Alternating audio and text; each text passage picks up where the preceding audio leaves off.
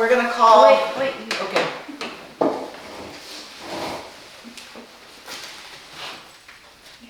Okay, welcome everybody. We're gonna open this meeting. We're gonna do the pledge of allegiance. Pledge allegiance To the flag of the United States of America and to the republic for which it stands, one nation, under God, indivisible, with liberty and justice for all. You like me to, right? Yes, and we're gonna have prayer. It'll be a short one. Lord, thank you again for the opportunity to be here. We do think of our town marshal, Alex, who suffered a loss in his family. So Lord, I pray that you would be with him and comfort that family in a special way. And Lord, tonight as we talk about the budget for this community, Lord, I pray that you give wisdom and discernment to all that are involved. And we'll give you all the praise and all the glory. In Jesus' name we pray. Amen. Amen. Thank you, Jeff. Thank you. Okay, I'll do roll call. Floyd's on his way, but he isn't here yet. Byron, Here. Brenda, Here. Jenny, Here. Jimmy. Here. Okay.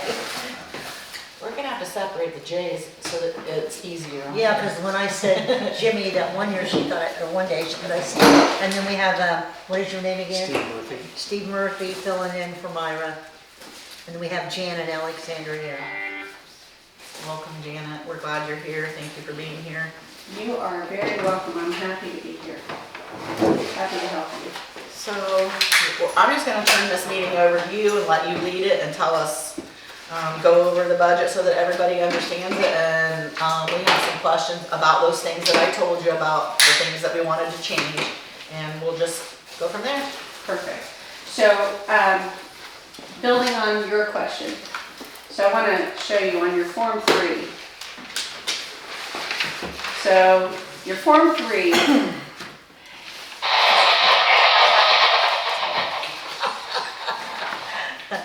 Always. static, something. So the Form 3 is actually the document that we build after we fill in all of the other forms. So everything is kind of out of order, but I want you to look at the Form 3. First of all, for the fact that it was posted timely. So in order for you to be allowed to even hold your public hearing, we had to post the notice or the Form 3 on the gateway at least 10 calendar days before the date of your public hearing. Okay. Okay? And if you look in the upper corner of the Form 3, you'll see where it was posted on September 29th at 5:29 p.m. So That was posted on Gateway. it was posted on Gateway, which is the only requirement. They have removed the requirement for publication in a newspaper. Okay. Okay? So, what we did then on the 29th is we said you would have a public hearing for the advertised budget. So in DLGF speak, this is your advertisement. Okay? So, we said it would be October 14th at 6 p.m. at the Park Cabin. We also said at the time, now we didn't, no we did, that the adoption would be October 28th. Correct. So, and actually, you guys do me a favor because you adopt late, which allows me more time to study your figures and your numbers. So I start doing budget adoptions, advertisement and adoptions in July. So I actually appreciate yours being a later one because it allows me to study it closer and to answer more of your questions. So, and with councils that are more interactive like yours, that's really important for me so that I can give you better information. Another piece of information on here that I think is really important is the DLGF states here that your civil maximum levy, and that maximum levy means one thing. It's the same as property taxes. It is the top amount of money that you are authorized to raise in property taxes. Now, theirs is also an estimate because they like to give themselves a little bit of wiggle room in case someone up this tax administration chain makes a mistake. And some of those mistakes can be made at the state, some of them can be made at the county level. So we don't know. So we always, I usually build in just a tiny bit of padding in case you're eligible or there's more money available to you. And when I say more money available to you, I'm talking about between $100 to maybe $1,000. We're not talking about big money. We're just talking about getting you room if you need it. And how do they come up with that number? How does the state come up with that? Your maximum levy has actually probably been, well, the maximum levy was the earliest where I've seen it, I know, was 1974, where they did a levy freeze. So at one time, you could levy whatever you needed. So, taxes are as old as Robin Hood, okay? Seriously, do you know why only the sheriff can arrest the coroner? Do you want to know why? Okay. So, King of England, or whatever king in the little fiefdom, they collected taxes from all of the peasants, right? So they had the sheriff collected the taxes. That was his job. He went from point to point collecting taxes. And occasionally the sheriffs would tell the king, well, Jimmy, he's dead. So I couldn't collect any taxes, except for Jimmy's fully alive. He pocketed it. And he pocketed it. So eventually what they had to do is they had to adopt rules where the coroner would determine whether or not someone was truly dead, and he would maintain a list of the dead peasants, and then the sheriff would collect taxes from the living. And only the coroner could arrest the sheriff. So, silly, huh? Okay, so anyway, taxes have existed from the beginning of time. When your town formed, the first thing they did is they tried to figure out that the engineer was your full-time employee. And that was because they had to move all of the poo water away from town, right? Because nobody wants to live where the water is gathering. So you put together a small government administration. Taxes are assessed in order to provide those services that only a collective can provide. So, your taxes paid for that night watchman who checked all of the doors in town at night. He was a part-time employee. He probably worked at the railroad during the day. You had town administration, you had a clerk, and you had a treasurer, and you had a town council. It was probably a board of 3. You've always been a town, so you at least had 200 residents at one time to form a town. You had to have taxes to buy the buckets and to pay for the horse feed and to buy the flatbed that the horses dragged to the fires. Remember, everything was either built from brick or wood, so you were having fires all the time. So somewhere in this town there was a place to keep the horses and a barn and a feedlot, and the town paid for that. You paid the night watchman. You paid for the the paper, the parchment, and the pens. Taxes have been an established part of local governance since the beginning of time, in order to pay these collective bills and to provide those services that only a collective unit can pay, but at minimum. So we only did those things that citizens would not do for themselves. I still find it really interesting that in the midst of the Depression, the Indiana legislature adopted Title 22, which is Park and Recreation, and created park boards. You would think in the midst of a depression that would not be the first thing you did, but it's one of the most hefty titles you'll find in Indiana code. And I've never looked into it, but in order to form park systems, you also have to be able to collect taxes to buy land and to provide resources. And that's always been a part of it. That's a really long explanation. But anyway, we have been collecting property taxes, and at some point, I believe what had to have happened is that people were collecting what they needed, and then state government, as it always does, reaches in and says, okay, that's where you are. We're gonna stop you right there. And we're gonna let you grow a little bit every year. So when I came into local government almost 30 years ago, the average annual increase of a maximum levy for any governmental unit was roughly 3. And that generally represented the growth in GDP, or a standard COLA, if you would call it that, for a community. Which is why town employees always assume that they're going to get a 3% raise, because our tax levies almost always went up at least 3%. Now, there have been downturns. The state of Indiana actually, when they adopted the market assessing process. So when I say that your home, Brenda, is assessed at $100,000, the county assessor does that. So that assessment, whatever your assessed value is, we take your tax rate. So your tax rate is the dollar amount per 100 of assessed value that you pay in property taxes. Indiana is now a market valuation state. So your house is assessed based on a market now. So whatever the market sales rates are in your neighborhood, they're going to assess your house at that market rate. Before, so I think this was probably in 2010, 2009, when Mitch Daniels was governor. The state of Indiana, as part of the tax cap process, they had a manual.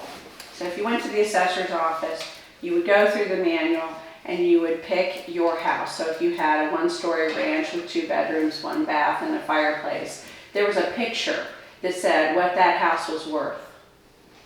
They had pictures of all of the farm buildings and measurements and factors that they would use. And then if your house was built before 1950, it got a particularly large deduction. What was interesting is many people were paying more. Are you guys familiar with Meridian Kessler in downtown Indy? I've heard of it, but It's the richest street in downtown Indy. Now, it was the richest street in 1920, 1930. These are mansions. These were the most affluent. The governor's mansion is in that neighborhood. isn't that where the guy that owns Garfield, isn't his in that district too? Absolutely. Yeah. So actually, the governor's mansion was built by the Bushman family. It was Indianapolis was this rich German community. It was all Germans. But anyway, those houses, because they were built before 1950, they didn't hardly pay anything in taxes. So do you remember when everybody freaked out about property taxes? So there was a lot of politics going on in there. But one of the things is that they moved to market value. And because Indianapolis is where all the media is, these houses are suddenly being assessed at market value, not by this little book that says if you were built before 1950, you're only worth 50% of what it says. That is probably one of the biggest reasons that we came up with tax caps. So when I say tax caps, remember, I think I told you the last time that homes, owner-occupied homes, you are only required to pay 1% of your assessed value in property taxes. So if your house is worth $100,000 in total taxes, and I don't mean just to Redkey, I mean in total taxes. So when you get your tax bill, unless there's been a referendum for an exempt particular process or a building, you would not expect to pay more, Brenda, than $1,000 a year if your house is valued at $100,000. But as your value goes up, you pay more. So that's owner occupied. So I use this one example. I don't know if I did it the last time, but So that means rentals are different, is that what you're saying? rentals are 2%. Double or nothing. Yes. So in my neighborhood, if you imagine, I live in this one, 1,000 square foot house. We've lived there since the day, well, a month after we got married, 37 years. So we sit on a quarter acre. The house right next to us is an exact match of our house. And I'm just gonna say for pretend, the third house is an exact match. I mean, garage, everything, quarter acre, boom, boom, 3 houses. My husband and I own and occupy our house. We don't pay any more than $1,000. The house right next to me is, Kathy lives there. Well, Kathy doesn't own it. She rents it from Keith, who lives in California. Keith pays $2,000 a year. And the third house is Amanda's house. I'm gonna tell you, it's a business. She pays $3,000. Well, businesses pay 3%. Commercial properties pay 3%. So that's why most financial folks will advise you that if you can bring in commercial before you bring in residential, Tax revenue is bigger. it is bigger. But the other thing I want to say to you is that, remember that maximum levy we talked about? You never get any more than your maximum. All that happens is the burden is shifted. So you're not going to bring in any more. Let's just pretend it's a hard and fast number. You're not going to bring in any more than $328,977 in property taxes. And I also want to stress, because people say levy and settlement and maximum levy, all it is property taxes. That is the annual amount of property taxes that the town of Redkey is lawfully allowed to collect before tax caps. Okay? So, who pays more of that are the folks that, the 3s, the 2s, and then the 1s, right? And also remember, your tax bill is divided among several different entities. It goes to the state, and to the county, and to the township, and to all of the different taxing districts, and to Redkey. So your tax bill, what we're going through, is just your share of this larger dollar. So when you look at your tax bill, you'll see the school is 85% almost always. 85 to 90% of your tax bill is your school system. So your maximum levy is your number one source of revenue. And I also want to tell you that revenue is king. A budget is nothing. Everyone focuses on the spending plan, but I really want you to focus on your revenue, because revenue drives this whole bus. If your revenue drops, all of the things that you need to spend money on, and you have several, your budget is 99% your already existing obligations. It's your employees, it's your utility bills, it's your contractual obligations, it's the maintenance of your buildings and your land and your properties. It is hardly ever built on your bigger wants. We want a new truck, we want a new car, we want to buy more land. Those are things that you have to set aside money in order to do. Your annual budget is genuinely your existing obligations with a little bit of extra built in. And the only way you build an extra is if you actually have the revenue to pay for those things you must do first, and then the things you want to do next, okay? So, I've already pointed out that maximum levy, and going back to your question, how does it get set? It goes up a little bit every year. When they adopted tax caps, they also adopted, so we go from an assessment book. I should ask my husband what that was. He was the county assessor in Johnson County, so I used to see those books.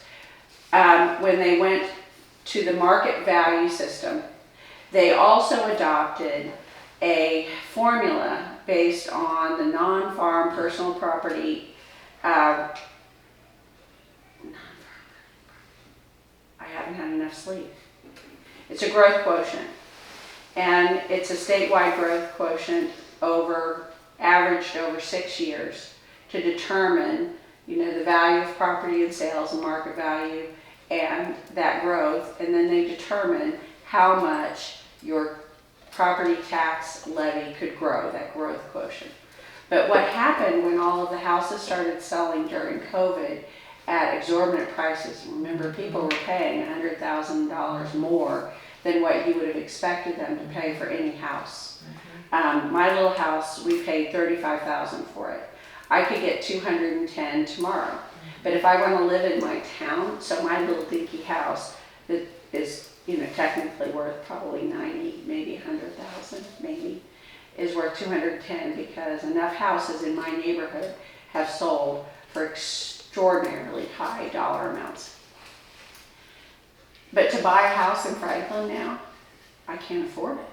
Even if I sell my house at that dollar amount, all I do is get another house exactly like my house. So it doesn't make sense. What happened with the legislature is these assessed values of their homes, because their market value, were just going through the roof. They could be anywhere between 5 and 6% growth. So the legislature for the last several years leveled us off and said, you grow no more than 4%. We don't care about the market value. We don't care about the growth quotient. We're flattening it out because with everything else going on in our country and in Indiana, they just didn't want to go through the political pain of allowing that to continue. And it would have. Oh, it was already painful. Non-stoppable. Yeah, exactly. So right now, last year and this year, your maximum levy grew 4%. Okay? And probably will only be 4% for the foreseeable future. Just So count on it. 2024 and 2025 grew 4%. So actually 24 was 5%. Okay. And then, no, I think that was 23 to 24. I get confused. 4%, just say Okay, 4, yeah. 4, 4. And that's where we'll be for the rest, is what you're saying, basically, for the most part, right? For the foreseeable future. Okay. And there are new changes based on Senate Bill 1 Yes. that will affect, it will be required, I think in 28 to have 3 meetings. One, to establish that you're going to take the maximum levy. And then the regular 2 hearings. So the first one would be to declare or determine whether or not the town required the maximum levy in order to operate. With the elimination of your lit revenues, I'm pretty sure that you won't have much of a choice. So we have to have 3 meetings next year versus. Not next year, 2 years from Okay, now. 27, okay. 27 or, yeah, Okay. 27 probably. Okay, so right underneath that civil maximum levy is a number, it's 28,700. Yes. That's a loss. That is the projected tax cap loss. So basically, you're going to get 300,000 in property taxes is what you're likely to receive. Okay. So that's why this notice is really important on its very surface. The inside or the other side, I'm sorry, but it's a loss for what reason, Janet? property tax cap. So if we need to bring in more money than what you are lawfully, you remember 1, 2, 3? If all of the taxing units levy more than what we are allowed to collect. Okay, so remember my neighborhood? 1, 2, and 3. Yeah. So you're saying we're actually bringing in more taxes than we're allowed to collect, and this is a loss from that? No, you're being told that even though you're allowed to collect 328,977, because of the 1, 2, 3 cap, you won't be able to. So remember, so let's say all 3 of these houses are worth 100,000, right? Well, I only pay 1,000. Yep, 2,000 and then 3,000, right? But let's pretend that this is a whole town, and their maximum levy is 8,000. What happens? All 3 of them is at 8,000? No, the maximum levy for this town of 3 houses is 8,000. But you're only getting 6,000 there. Yes, because I only have to pay 1,000, even if you need 8,000. So when I first came into office, if our maximum levy was 328,000, actually, the maximum levy in my town when I took office was 12 million. We only levied on average 6 to 8 million a year. So I'm from Franklin.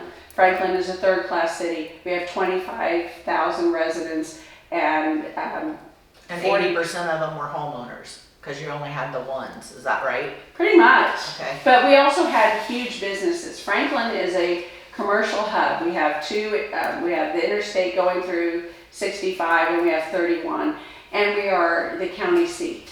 So a lot of activity goes on. But our tax caps but before tax caps, we didn't need the money because we were a wealthy town to begin with. But we could have levied as much as 12. We just didn't, for the most part. And the point of this is, and what was the point? I hate being tired. So for Redkey, basically, it's because most of our homes here are home-owned owner homes. That's why our taxes are lower, right? Or So that's your maximum levy is always the same. It has grown year after year after year. right. The tax caps have also grown because the group that is required to pay taxes keeps shrinking on you. Or the amount of taxes that they are required to pay is shrinking. Not much has changed, except for the tax rates keep going up. When the rates go up, certain people, owner-occupied homes, they are only paying 1,000. So if this is a town that their maximum levy just happens to hit this year at 8,000, you're only going to collect 6,000. Isn't there also some kind of a thing where once you reach a certain age, if you're a veteran, then you don't pay any taxes, so that would affect? No. You always pay taxes. Okay, but But- less of a tax, I guess. Less of a tax. That's the circuit breaker. So if you are at a certain level of income and a certain age, your taxes, you will not pay any more than X. And I do have a report in here. I didn't print copies. But if you go to the DLGF county specific website and you select J County and you select your town and you look at 2025, you can see the circuit breaker report. So let me open that up just real quick. Your circuit breaker for 2025.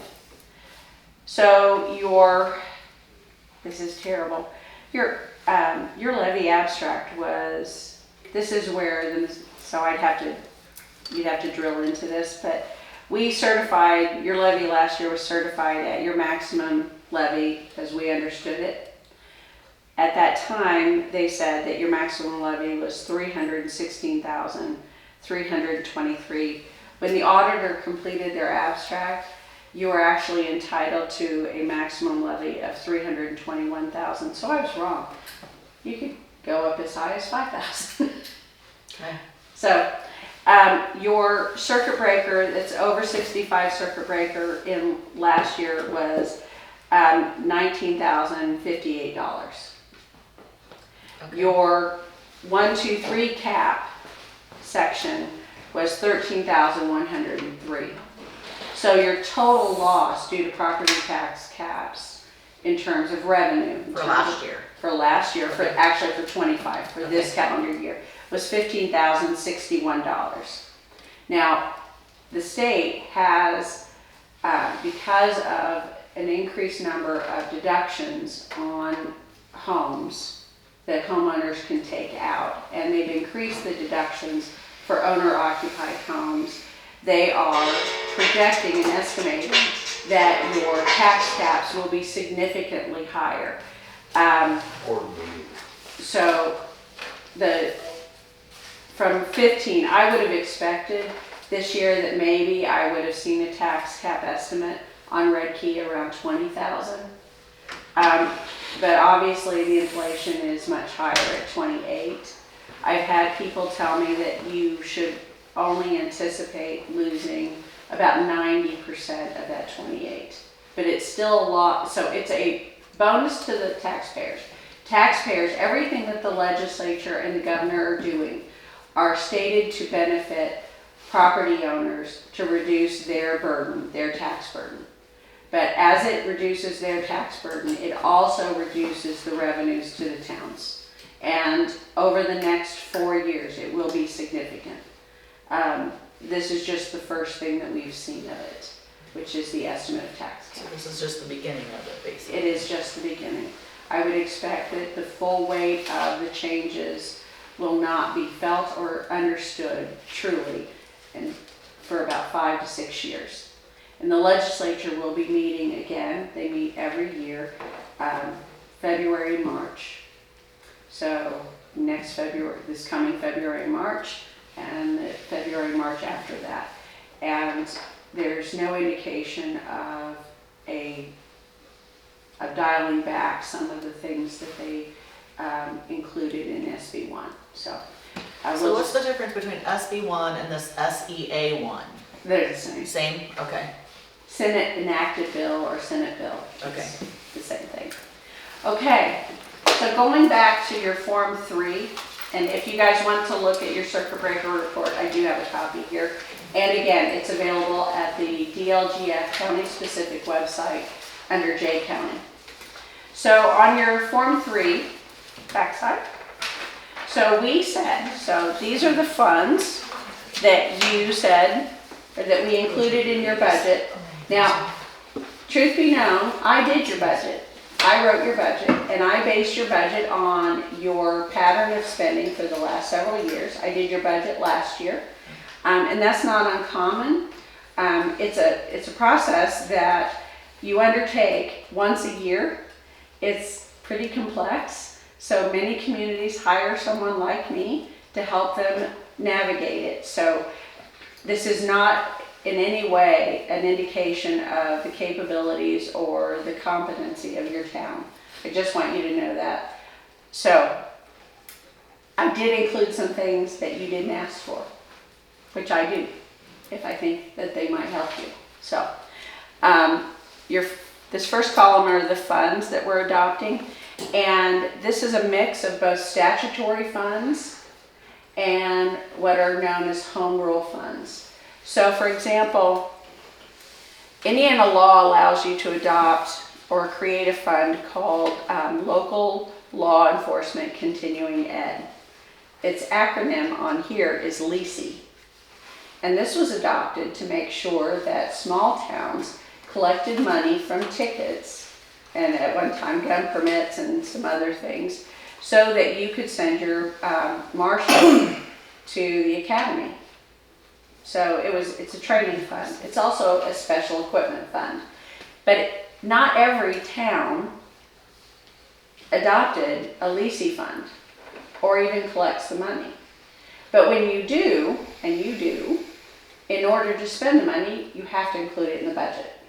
So that's why it's in there, all right? So this is new for us, right? No, it's not new. It's been in yours, but it's not it's a statutory fund, but it's a home rule fund. So I'm going to show you another document here.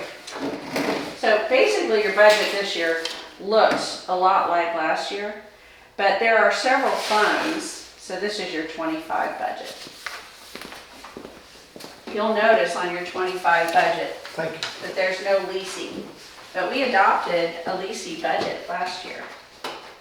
But the DLGF, so this budget order, what I want you to keep in mind. Pass them down if you want. Pardon me? We can pass them I down. know. I needed to walk. So we adopted it, but it didn't show up on there? Is that what you're trying to tell me? It shows up on your ordinance. Right? Now, what I want you to understand is that the DLGF, so you have an obligation to adopt a budget, and you have an obligation for transparency, to let people know what you plan on spending. So your adopted budget ordinance includes all of the funds that you plan on spending, Okay. outside of your enterprise funds, your utilities. Okay. The DLGF is only obligated to certify, and the only ones that they do certify are those funds that receive property taxes or excise taxes, or both. So general fund, again, I'm telling you, revenue is king, right? So general fund receives property taxes and excise taxes, license excise, ABC alcohol taxes, ATC taxes, any tax that the state collects, you get a little bit of it, right? So that goes to the general fund. Local road and street is gas tax. It's a statutory fund that receives statutory allowed gas tax. Motor vehicle highway, up until next year, which I've put it in for tax levy to get a part of your maximum levy. Right now, it only gets gas tax money. Oh, and you guys have wheel tax. So the motor vehicle highway gets wheel tax and gas tax as well as the gas tax for the local road and streets? yeah, Okay. it's there's actually two. It gets gas tax distributions monthly, and wheel tax, which is a BMV collected local. It's a county authorized tax. Park receives,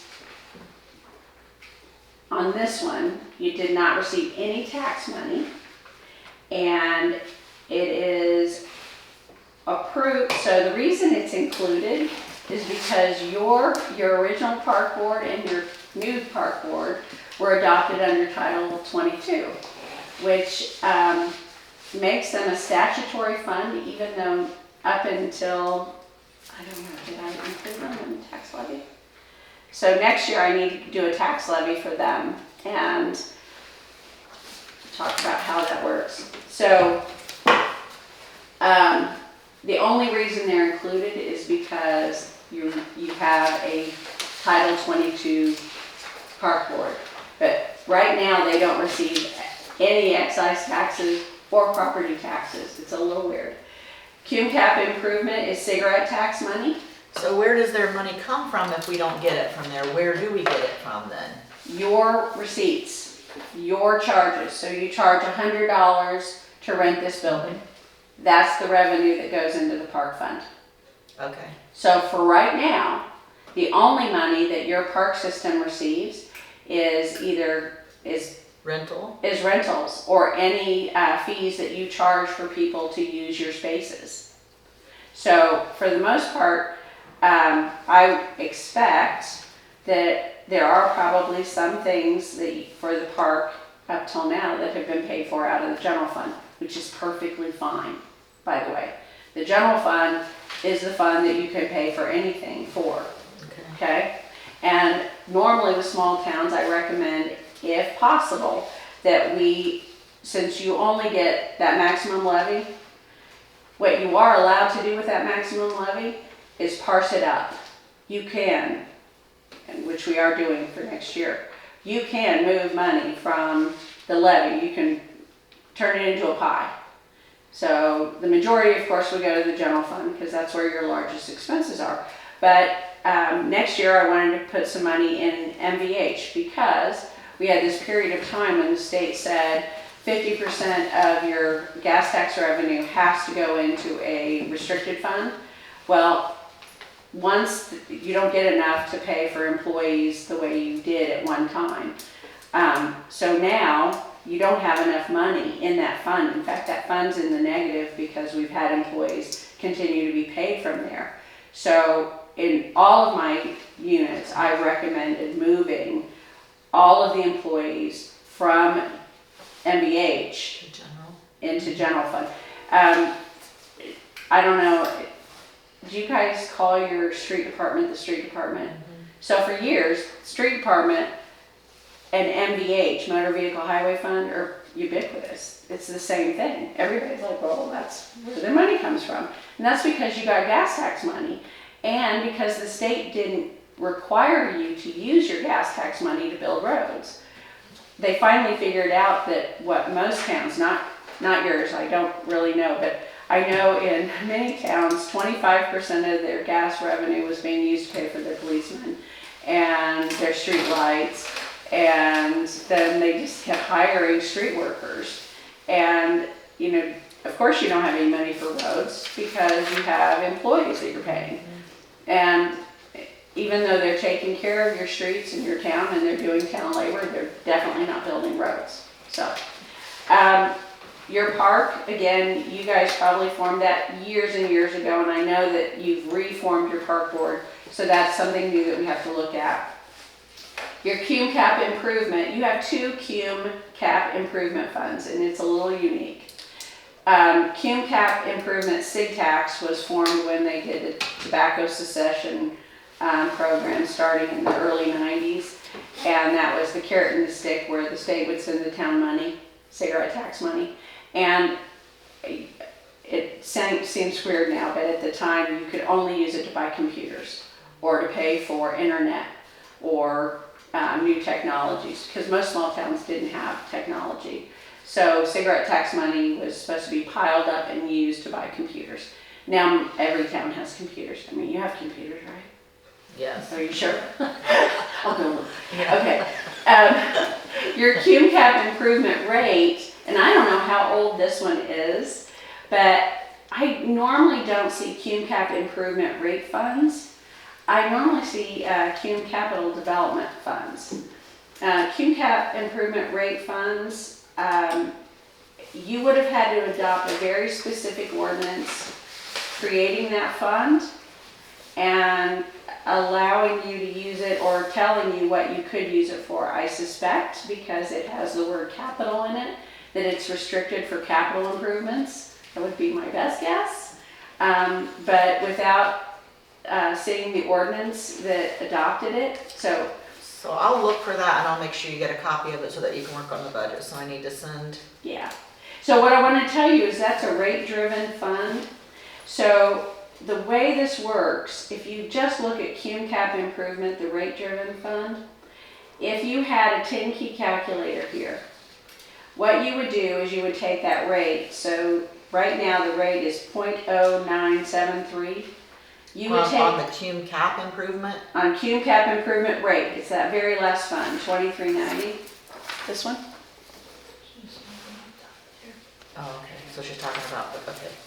The rate-driven fund. So the reason that the word rate keeps popping up is because the tax rate on the very last column on the far right, that is the tax rate. And right now, that is set in stone. It doesn't change. So how that rate determines the amount of property taxes that are attributed to this fund. But it's not extra property taxes. What it is, and if you had a 10-key calculator, the way this would work, she would take that rate. The 0.973. You'd add 2 zeros to it. Okay. You would take it times the certified AV, that 18,362,036. Mm-hmm. So, and that's where the math would bring you to $17,866. That's just how the math works. Okay. So your question is, where does the $18,362,036 come from? That is the assessor's certified assessed value of the taxable property in Redkey. So now listen to me. Hear me out. I know it sounds funny, but if you would put a for sale sign in every lot, every factory, every building, every barn, every outhouse, everything in this town, boom, boom, boom, boom, boom. And then you collected them, and except for on the for sale sign, it didn't say for sale, it said this piece of property is worth X. And you totaled all of those up, that's that 18 million. That comes from the assessor or whatever. Well, the assessor and the auditor, so that tax administration is assessor, auditor, treasurer. So the assessor assesses, the auditor determines what portion is applicable to taxes. Well, I think they have some kind of AI glasses on because I'm. So remember, 1, 2, 3, well, Right. no, the 1, 2, 3 doesn't count there. They do, honestly. So what they do is they normally do flights over the county assessor's office probably has flights ran where they do a flyover. one of the reasons that the assessed value has gone up so much is because people are selling their property at much higher rates. So that market assessed value is coming into play. So at some point, I'll look at your AVs over time and see when they spike. But I'm sure they've spiked in the last 5 years. There's no doubt in my mind that they have. They have. What is not included in this AV is churches, schools, government, anything that is considered tax exempt property. Towns can appeal that. You can, if there's a property that you think is getting a break that they're not entitled to get. And honestly, in the next 5 years, I think everyone should get to know their assessor. Assessed value is going to be really important. I don't know that there's going to be any value in abatement going forward for economic development. I mean, everything in the landscape is changing, and it's going to change. But what's most important to you is how much money you're going to be able to bring in, and how much money you're going to be able to pay for employees and the things that you want to be able to provide to your town. And I know that that is your number one priority. Mm-hmm. So going back to this, so I could spend all day talking about this. This is a thing I love. So you notice, so you have the names of the funds, you have the certified budget, you have the certified AV, you have the certified levy. On this original, on this year's budget, you notice that your certified levy comes, remember I told you your cap was based on a maximum levy of $316,323. You notice that that's general fund plus the cum cap improvement. So your cum cap improvement, whatever has the AV goes up, cum cap improvement generates more money and pulls away from the general fund. Because your maximum levy, what they said last year was $316,000. So the more that goes into your improvement fund, the less goes into your general fund. Okay? Because it is a maximum levy. It has cap. When you run up against it, it's everything's below. Okay? All right, so the point of showing you this is that these are the statutory, these are the ones that the DLGF certifies. But your entire budget is adopted through the same process that you're undertaking now. Going back to your Form 3. You have the names of your funds, and there are funds on here that are not listed here. Another notable example would be Public Safety, Lowit, and Edit. And those are the two, those plus Cadget, which goes into general fund. Those are the lits that go away in 2028. All of the revenue generated from those funds goes away. Just gone. The county will have the option to adopt an income tax, and each town can approach the county and ask them to be included in the income tax, but they are not required to include you. So what happens to the small towns then? I don't know, honey. It's up to us to raise our taxes. Well, you can't. That's fine. You have no authority to do so. We'll die out. So the thing that will happen, I believe, is that the county will have to make a choice of helping you provide services and caring for your roads, and doing the things that need to be done. Again, what the legislature giveth, the legislature taketh away, the legislature may giveth back. You don't know. Time will only tell. So we're all going to go through this together. And It's sad. yes, it is. Because, in the worst case scenario, and I hate thinking this, your worst case scenario is you have, you shrink local government as far as you can shrink it. And I actually do work in a couple small towns that are so small that they will not survive. You actually have some cash reserves. You will be able to plan some things. You are not on my list of most endangered. But in the very smallest of towns that I'm thinking of, they have utilities. They have water and sewer.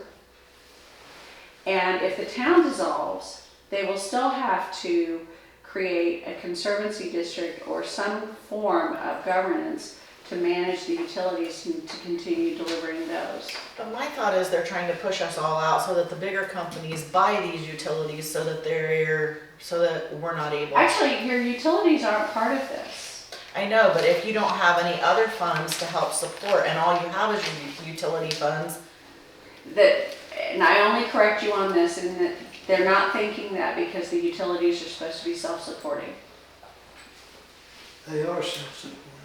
So they're only self-supporting because our rate here is pretty high. You know Right. what I mean? But other towns are equally high. okay. But, and obviously, but the thing about them coming and buying your utilities is that they have to be able to tie in. So the distance between you and the next utility is what, 5-10 miles? Not far enough. But honestly, I don't know that that is a consideration. A lot of people have said to me they're trying to hurt small towns or shrink small towns, and I honestly don't know if that's the case or not. What I've been told is that they simply believe that towns are sitting on too much money and that they need to become leaner. Geez, well, we are already a poor town with a rich man taste. You know, we have a poor budget for a rich man's taste. You know, so Yeah. I don't know where they get that. Maybe I better start going to their meetings. Honestly, I think everyone should talk to your legislator because many of the legislators that are the folks that I have talked to who have talked to their legislators get the impression that the legislators really believe that what they're doing is in the end going to help. I'm not sure how that works. I have not spoken to any of them. I don't have time because I work for 70 towns and I probably need to make some time, but I'm not sure what the thought process is. But I also know that the legislature is going to meet 2 times before all of this comes into play. So we have time to talk to them and to ask them what our alternatives are. We also should probably be talking to county officials and find out where their hearts are in terms of local government. So So you said in a couple of years, the edit fund and which other fund is going away? not the funds, the revenue. Revenue. The public safety, the 9501 and the 9502, Jenny. So unfortunately, They're the fourth the Form ones up. 3 is only telling you what you plan on spending. We have another form in here. So let me just wrap this one up. So these are the funds that we're considering adopting. The budget estimate is the full spending plan. So that is the total of all items that we plan on spending by fund. Remember, local government is fund accounting. So we have rules for what money goes into a fund and what money comes out of a fund. So we appropriate money by fund. So number 2 is the money that we plan on spending. It is. Okay. And number 3 is the tax levy, so the estimate of taxes to be levied by fund. Okay. And how we're distributing them between those funds. So next year, we have a tax levy for the general fund. We are taking 20,000 of your maximum levy and putting it into motor vehicle highway. And then the cum cap improvement gets 18,284 because your net assessed value went up again. So it is drawing more money into that fund. Again, find that ordinance so we can figure out exactly what we can use that money for. I'll get it to you. Okay. All right. So, and then column 5 is last year's, or the 2025 tax rate. And then the percentage difference. So you can see that the general fund dropped its levy. So And I'm sorry, it's the percentage different between 24 and 25? 25 and 26. Oh, 25 and what's coming, which is Yes, 26. exactly. Okay. And notice that there's no percentage on motor vehicle. It should have been 100% because it is going up 100%. Okay. So,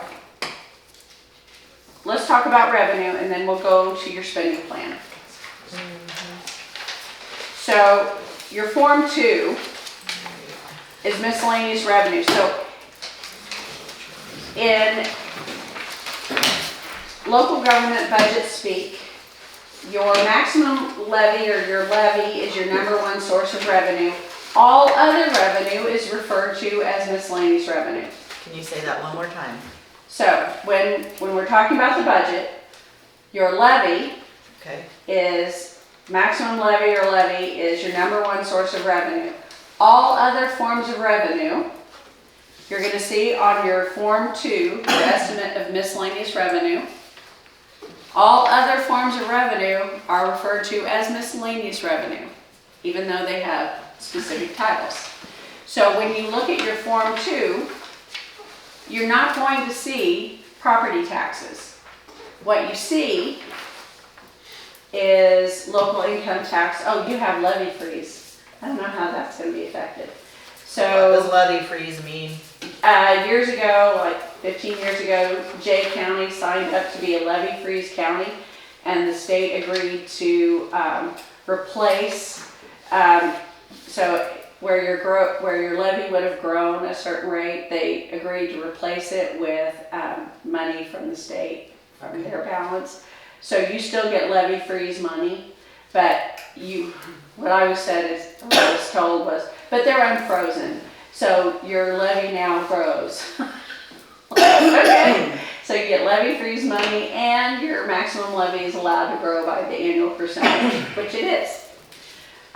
You get cigarette tax money, financial institution tax money, which is bricks and mortar money from banks.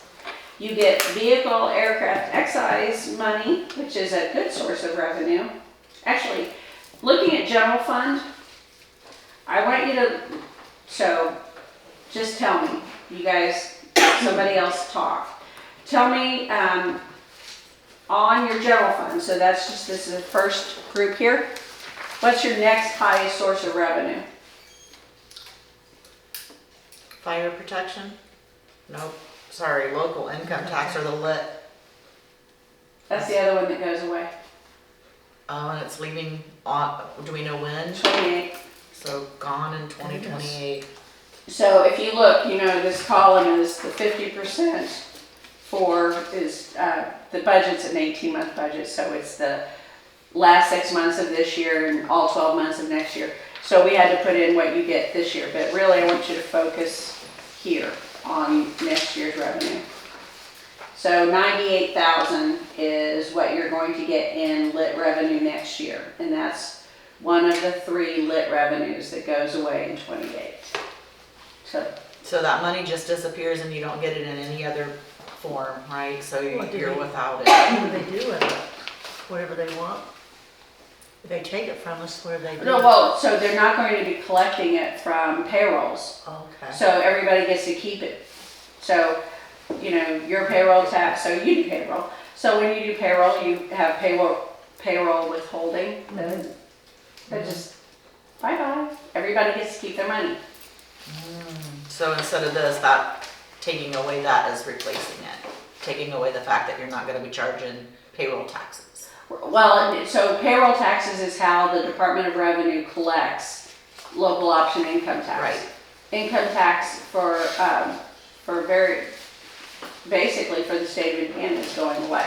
Okay. So individual citizens will be able to keep more of their money, which is why this is popular. So the state tax goes away in 2028? The Income FIC, tax. all of that stuff? No, just Okay. income tax. Okay. So we'll still have taxes, believe me, the state of Indiana is not gonna stop taxing. Yeah, they'll just raise it somewhere. They'll get it somewhere Yeah. else. Yeah. License plates. So, okay, so that is so property taxes is number 1, your lit is number 2, your fire protection is right up there, 37,000. And then your vehicle aircraft excise, 27,000, your levy freeze. So all of those add up to $222,136. And we don't have to go through this whole thing, but I do want you just to look at this and remember that if this was your household income, each of you sit down probably every month, just like I do, and try to figure out if you're gonna have the money to pay next month's bills, right? So we're just doing it, we're annualizing that based on information that we get from the state.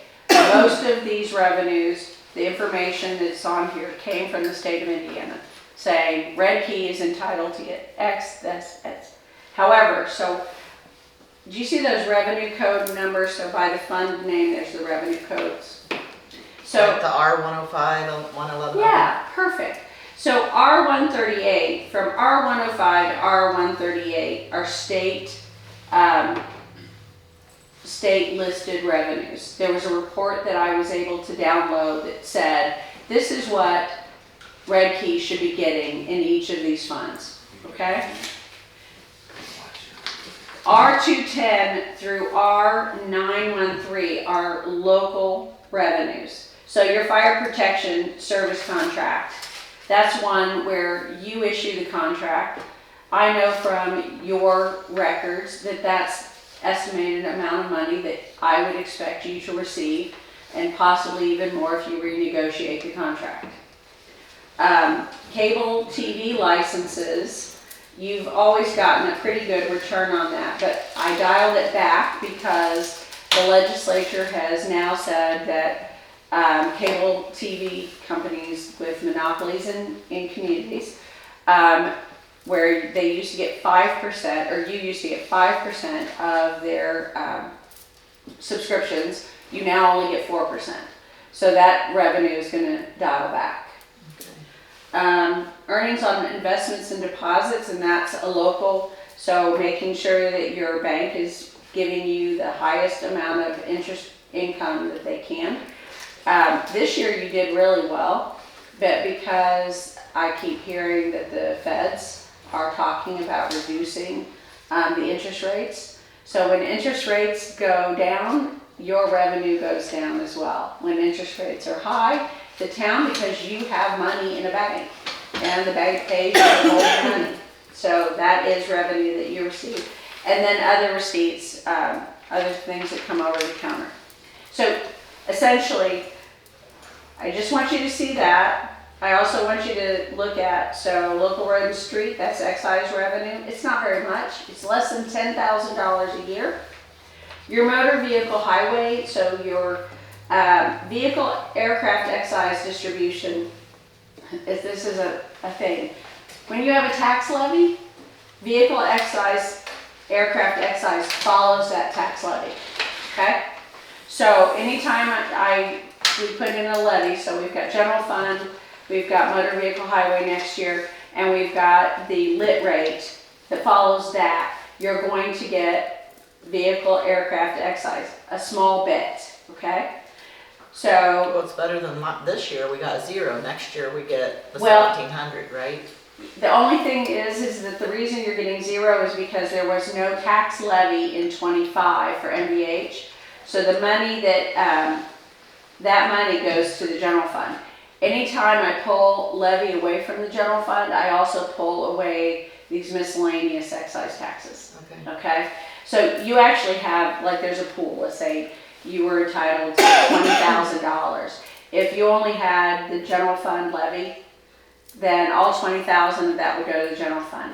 When we break it up into smaller bits, that gets broken up.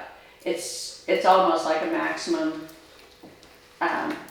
this is the maximum dollar, we're just parsing it up, Okay. okay? Okay.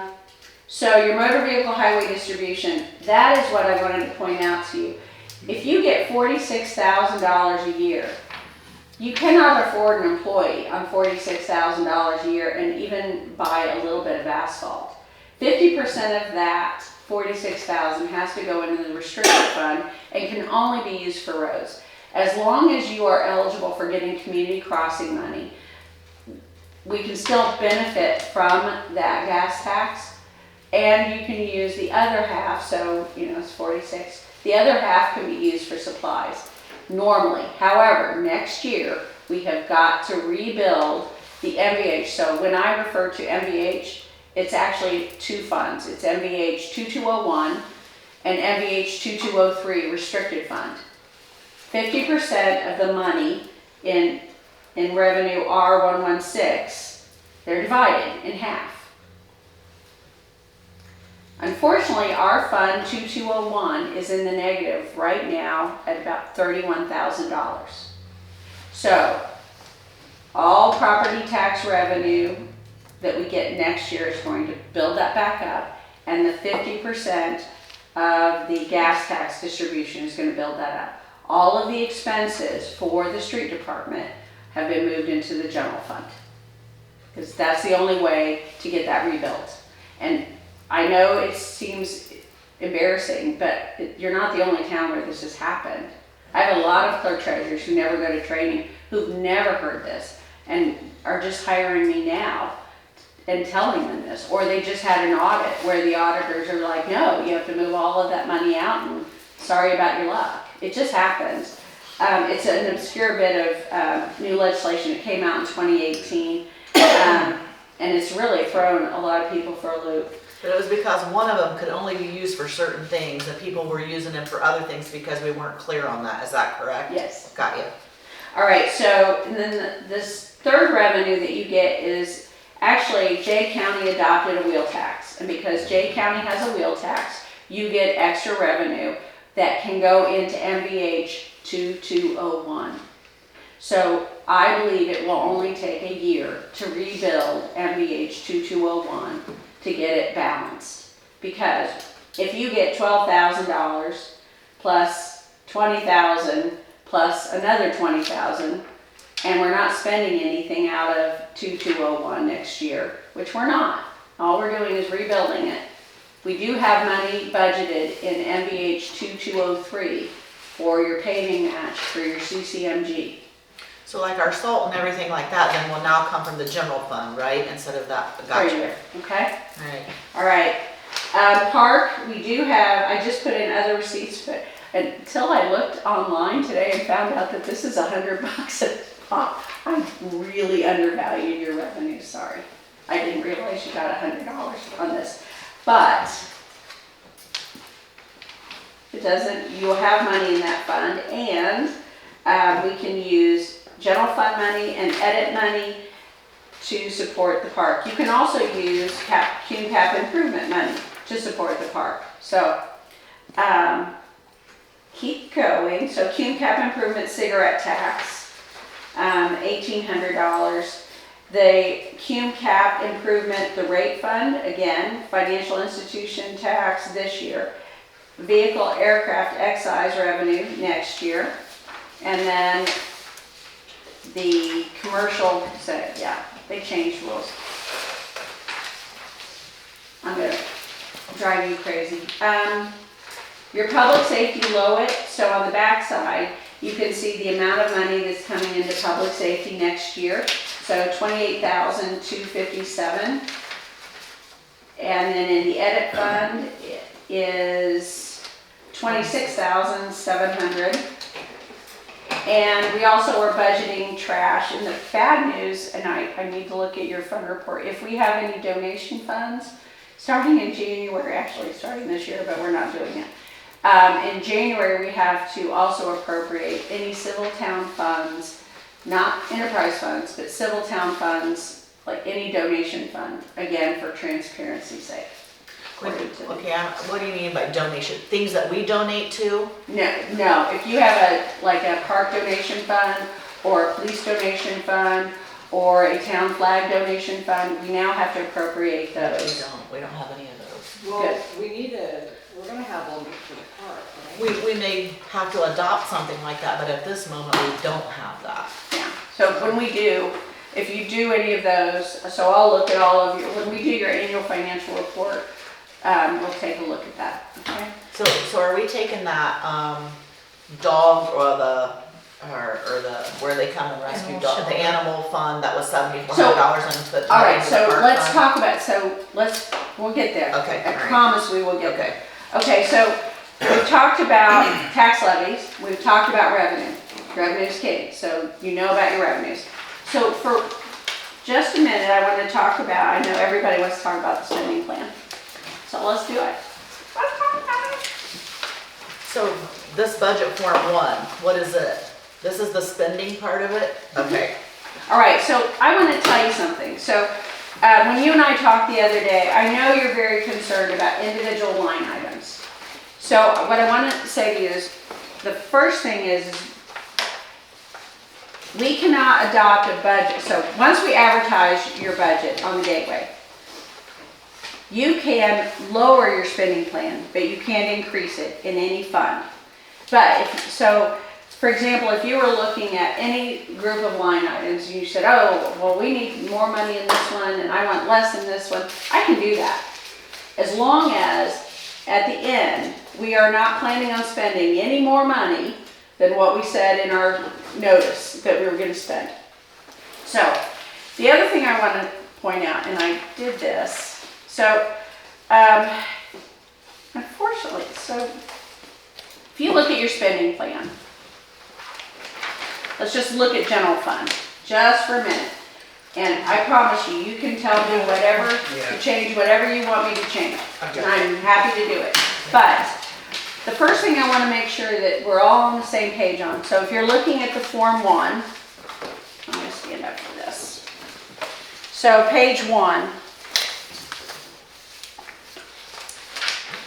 You've got, by the way, ignore my numbers. I was just trying to make everything match up with your appropriation report. And somebody else put in most of these numbers and they don't line up. So, and to keep things in the same order as your Keystone Fund report. So if you should be able to look at your Keystone appropriation report and run your finger down and see exactly these same line items in the same order. That's the ideal, right? Okay, so what I want to point out to you is there is a category. So the primary category, which is employee salaries, is referred to as personal services, right? And then there's this other category which is called supplies. And then there's another category on the next page which is referred to as Operating supplies. other services and charges. So supplies, so stay out of the subcategory. Supplies is, and then services and charges. Okay. And then a fourth category possibly. So as you look, we have all of these services and charges line items. And then you get to capital outlay. So I have this, the shorthand in my mind when I started doing this as a clerk treasurer was 100 series is people, my employees, the people who work for the town. Their taxes, their benefits, all of that stuff. 100 series. Personal services is people. 200 series is stuff. It's stuff you buy and use up. It's paper, pens, pencils, it's bullets, it's grass seed, it's gravel, it's crap. It's all that stuff we buy to do our jobs, right? Even computers. What was this, like $300? Yeah. Yeah. So back in the day, when I started working, I worked at a college in Indianapolis, and my 10-key calculator had a tag on it. My manual typewriter had a tag on it. I got called down on the carpet by the controller because I bought pencils at an office supply store and paid 1 penny more per box. They were so anal about all of these things. A capital asset. Do you guys remember when the copy machine was in a room in another building? Yeah, you do, because a company would only buy one copy machine. And everybody had to use it. So And you had a key or a number. I mean, they were precious. Now I've got a copy machine in my back bedroom. I mean, it's so different. It's just stuff. So 200 series is just stuff, right? Computers, stuff. 300 series is other people. It's whatever company, so it's utilities, because we gotta pay the utility company, right? And we are a utility company. You have to pay the guy who fixes the cars. You gotta pay the guy who cuts down the trees. You gotta pay your liability insurance. You gotta pay this guy. You gotta pay me. I mean, you have to pay us, but we're not your employees, right? We're contractors, but we do stuff for you. So that's our other services and charges. And then 400 series, that's big stuff. You buy a car, you put a roof on this building, you renovate this building, you're gonna call your insurance company. 400 series is big stuff. You won't do anything in the 400 series. It shouldn't cost, you shouldn't spend any money out of the 400 series that it doesn't cost at least $5,000 for a single service or item or structure, right? I mean, big stuff. Not little stuff, big stuff. So 1 is people, 2 is stuff, 3 is other services and charges. I can't find a good acronym for that one. And 400 is big stuff. All right? So when you go through your spending plan, all of these categories, these subcategories, these line items, they're probables, but they're not givens. And I want to show you, back in the day, and I don't know why the DLGF did this, when you adopted your budget, your spending plan, it was broken down into this. So, I just went through that list. Personal services, right? Supplies, other services and charges, capital assets. It was summarized because the line items don't matter that much. They are, it's how you organize your thoughts. So when you're thinking, oh, how much am I going to have to pay for, summer camp or baseball or this? The line items are these just separations so that you can organize your thoughts about, well, we've put so much aside for liability insurance. But if that, if it goes up, then maybe we won't spend so much on this side. Your line items are, they're helping you think through what you're going to spend. But they are not contractual. The DLGF and the State Board of Accounts are not going to say anything to you if you do or do not spend exactly what's in each line item.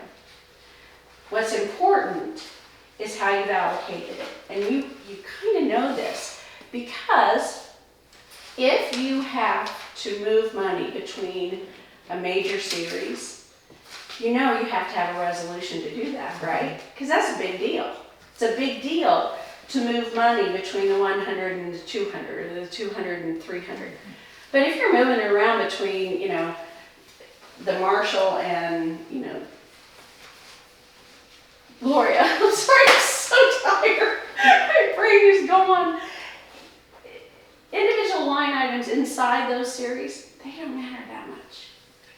They're excellent suggestions on my part. So, and they comport with your appropriation report. Now, if you hate a particular line item or want to put more money, if you know for a fact you really need to put more money in a different line item, I'm all for that. But do not feel compelled to go through each line and say, oh, well, we aren't going to do that, or I agree with you on the edit one. If we're not sending money to animal control, I can change that title, and you can definitely use it for parking. If I don't change the title, you can still use it for Oh, parking. we can? Oh, yeah. Okay, all right, as long as it's in that Because category. they're not contractual, they're descriptive. Okay, So nobody's going to go, oh my God, that was supposed to be for animal control. You're like, we don't have a contract, but we did decide to spend it on this. Oh, Okay, that's okay. fine. So, that makes sense. does that help? Yes, Yes. that makes a lot of sense. Okay. Makes me happy. Okay, you guys, am I torturing you? No? Is this helpful? Soaking it in. Floyd. So.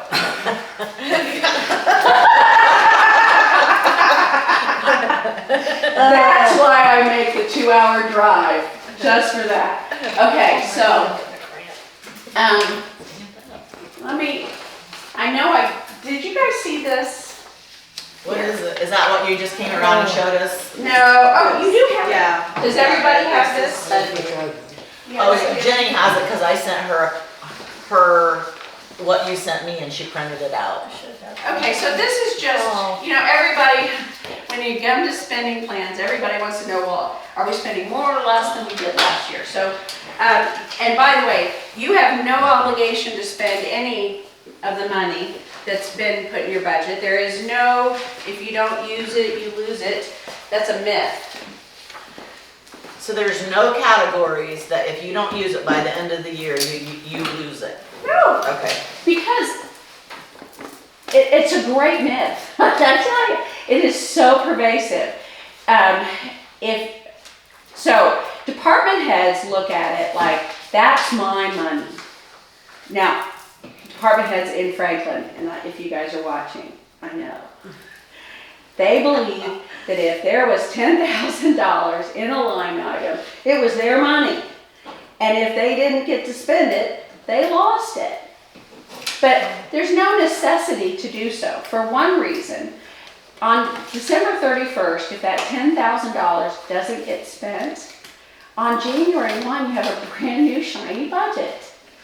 And the money that you didn't get to spend is still sitting in our bank. And if something comes up and you really want to spend it, we'll do an additional appropriation. It doesn't go anywhere. There's no, the only time money is pulled out of our bank account, so your money is still in your bank. It never leaves your bank unless you write a check for it. Unless the feds decide to take your money for some reason. We'll fight them, guys. Yes, well, it's already gone. They're They actually can take it. They know your numbers. They'll take it in the middle of the night. So we can't Exactly. fight, yeah. Bye-bye, it's gone. But if you don't use it, you lose it is more emotional than actual. Okay. It is the loss of the ability to spend your money. But you know, I'm from Franklin, and we had a huge flood in 2008.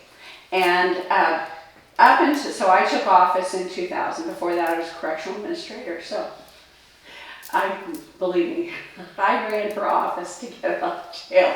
So I go to jail every day. yeah, exactly. Yeah, I love that. Jenny works in the jail as a nurse. That's why she said she Oh, goes to jail God every bless day. you. I know. I feel for you. So 10 years of my life I will never forget. So the sorry, I lost it. You distracted me. Sorry. No, that's okay. When and this was true even when I was working at the detention center, the office supply store in Franklin always put on a sale that started in October. You could get cases of paper, toilet paper, you know, all of these supplies for a highly discounted rate. So, you know, everybody was spending their money because, you know, it's gone. If you don't spend it now, it's gone.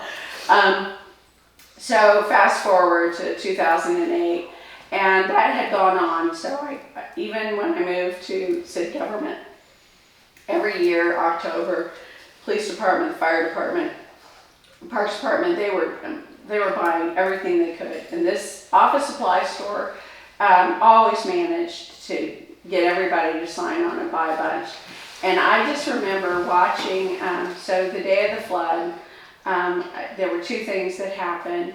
So this is on camera, you can see this, but we have two rivers that go through our town. They're small creeks actually, but that day they became the Mississippi. And we were getting ready to sell like 7 police cars, and they were sitting up on a hill just up from the police station. And as they were boating out our dispatchers, because they had to send in rescue boats to get the dispatchers, there was also cases of toilet paper and paper floating down the river. Oh, and by the way, as that was going this way, the police cars were bouncing against the bridge. Oh, no. So they were going to go to sale. Everybody thought that we put them up there intentionally. Like they were going to an auction barn in 3 days. It was terrible. But anyway, I always laugh about those cases of paper. Because they were stored up. They just had these storerooms where they had been buying paper. So we didn't need to buy it. We lost all that money because we got it on sale. And as far as I know, office supply stores are not going out of business, so. No, but like anything else, they are increasing their funds like everybody else, so. Yeah, so if you don't use it, you'll lose it. My answer is if you don't use it, you'll have it next time you need it. Okay. Okay? But, question for you on that, so from a department standpoint though, if we don't use it by the end of the year, that doesn't roll over into our line item budget for the next No, year, but it you goes back have to the town. But you So we have to a whole new budget. reappropriation to- And the other thing is that you just saw revenue. So let's do one more report. I think this will be very helpful to you. So I want to skip past the Form 1s. I want to go to the 4Bs. Okay? So the 4Bs are the report that tells the whole story. And we're going to what report now? It's called the 4B, and it looks like Oh, it's the one budget estimate. that. It's that. Are you sure that might be the current year financial Oh, that worksheet? is, Here's the budget Yeah, right estimate. here. I gave you guys all one. see, I but don't have one of these. You have yours? This is not it. You gotta look at this. Budget Right. estimate, financial statement, proposed. You got that one? So I'm just gonna teach you how to read it. There's 3, pass around. So You want one, Ted? I got one. you can come sit by me. You want one of these? Oh, that's right. Sure. Okay, Yeah, you can have this one, I got one. okay. So, you have an extra form? Yeah, we do. All right, so this guy is my favorite report. I don't know if you have all those, Ted. If you do, you can just return them. You do not have to be financial to understand this report, but you do have to read it. So, first of all, I want to remind you that the budget is an 18-month budget, right? So there's 3 boxes on this page.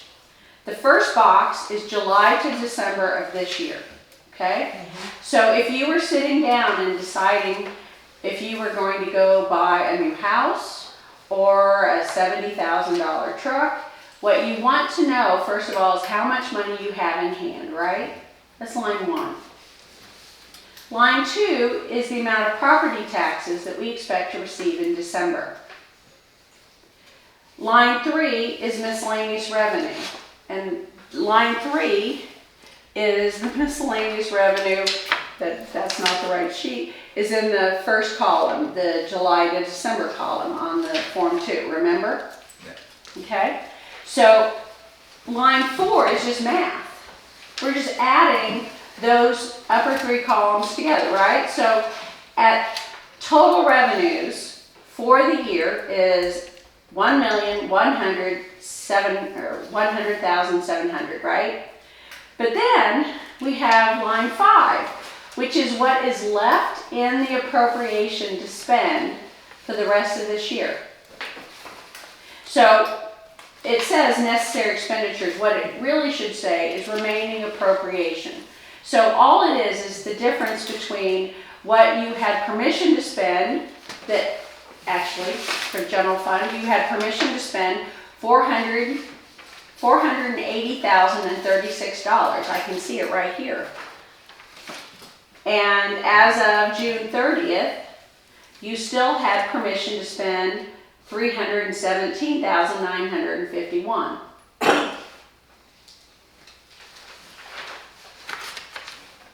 None of these are the same numbers as what you have.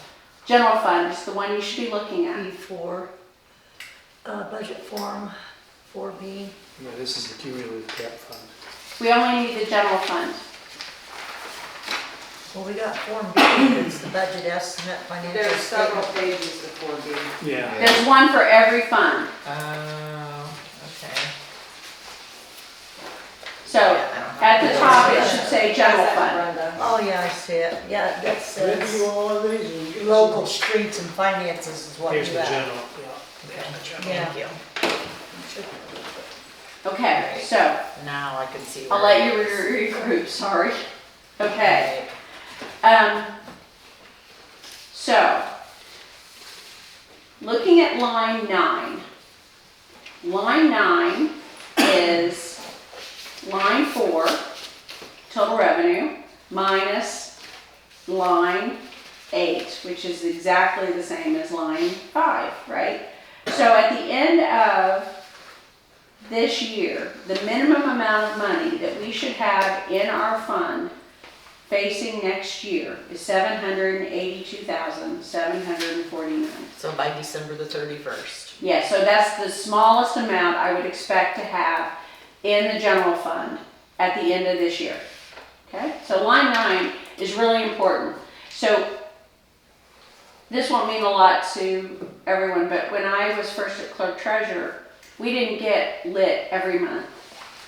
We got property taxes in June and December. So on whatever I had in my hand on January 1 is all I had until June. And I had 80 plus public safety officers who would burn down my house if I didn't pay them. You know that. I have to pay them. So I have to have money in my fund to do that. You know, right? So I have to make payroll. You cannot not make payrolls. Right. You have to pay your liability insurance. Yep. You have to pay your bills. Yes. You can't not. So the number in line 9 is critically important to everyone running this business, right? Okay, so that's what you start with. Praise God. Then line 10, line 11 is your property taxes. So this next box is all of next year, right? All of next year, that's your money. So your property taxes are $290,000. Your property tax cap estimate, this is just for the general fund, that's a deduction. Plus your miscellaneous revenue. You saw that when you looked at the Form 2, that all of next year you were going to bring in $222,000.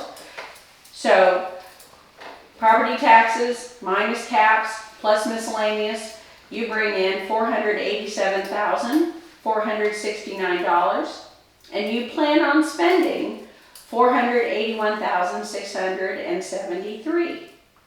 So you are in a very unique position.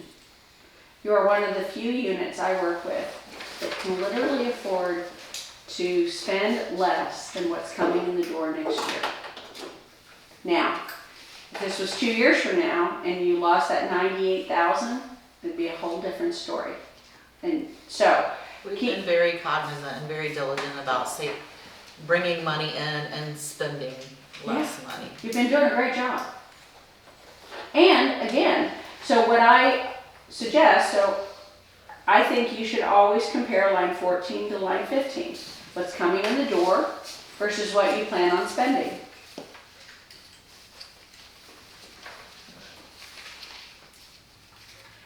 And then skip on down to line 18. I always compare line 18 to line 9. You're actually in a better position by $4,000. Now, that counts on, that this relies on, am I right? Do you get all of the money that I think you're going to get on Form 2? If I'm wrong, you're going to end up spending more of your reserve cash. And you are in an excellent position. You have a year and a half of cash on hand.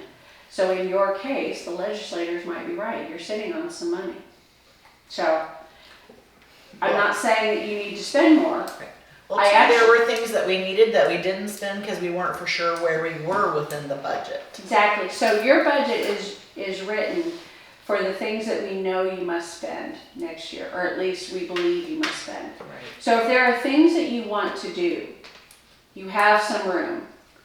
But I also want you to keep in mind that 2 years from now, the revenue landscape is going to change. Yeah, it's gonna be So I don't want to use that to discourage you from doing things that you believe you ought to do and that have long-term value.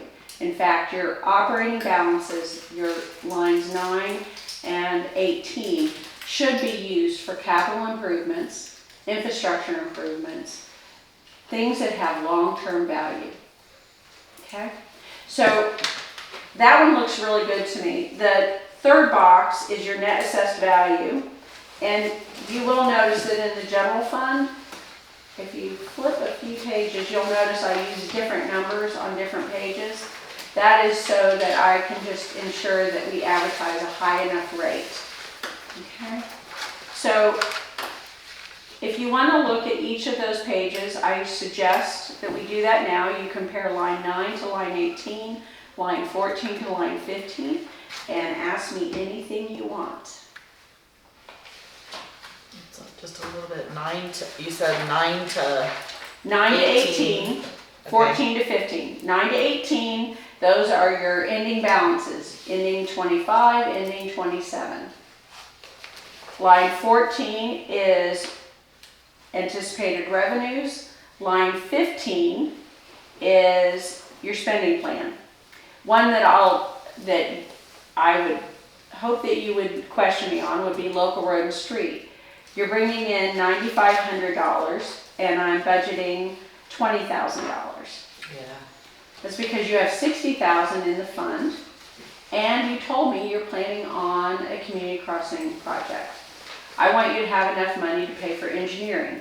Local road and street is a restricted fund. You can use it to buy equipment, do paving, or pay for engineering or professional services. You could use it for a PASER study, which you will have to have in order to get community crossing money.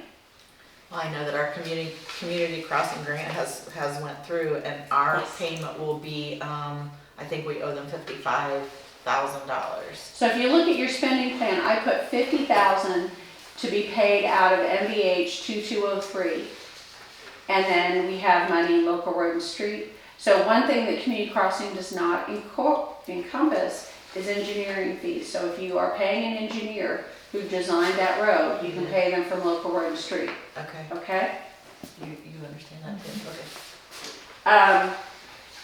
So if you look at motor vehicle highway, I know I've stressed that we're not spending any money out of MVH next year, but you can clearly see a $50,000 appropriation in line 15.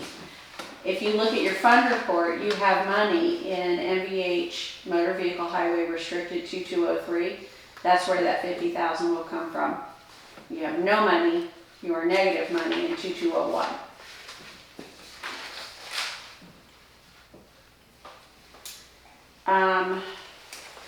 Park, you have some cash balances.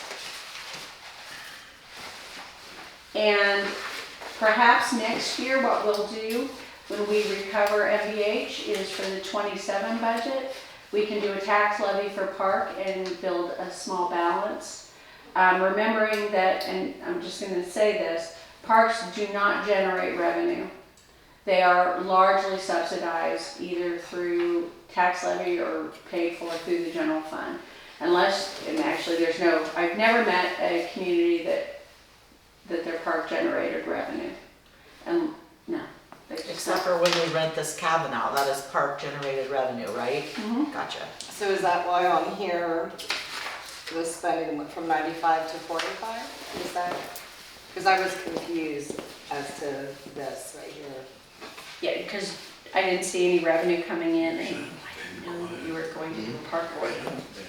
And you have less money. Yeah, and we're planning on building a new park. Yeah, so how are you gonna do that? Grants, fundraising, prayers, and the will of God. Yeah, praying works a lot. Yeah, it does. I do a lot of that. So that's something to keep in mind. Grants will always require a match. Most park grants, like through DNR, you're gonna have to have at least 30 to 50% matching funds for anything significant. Just always keep that in mind. Free money is not free. We don't have to, they're like, the railroad, because it's going to represent the railroad, that is something that we won't have to pay back. And then there's grants out there where if you if you make your park part of a historical thing, like and as a historical figure, there are grants out there also that you don't have to pay back. They may not be a whole bunch, but those are some that you don't pay back. Well, and I don't mean payback, I mean matching I funds. mean, not match, it's 100% if you, Okay. yeah, Okay, yes. cool. All right, so looking through these, is there anything else? So I know you really do want to go back to the spending plan, and I'm totally good with that, but I just wanted to make sure that we were all on the same page in terms of revenue and planned expenditures. I got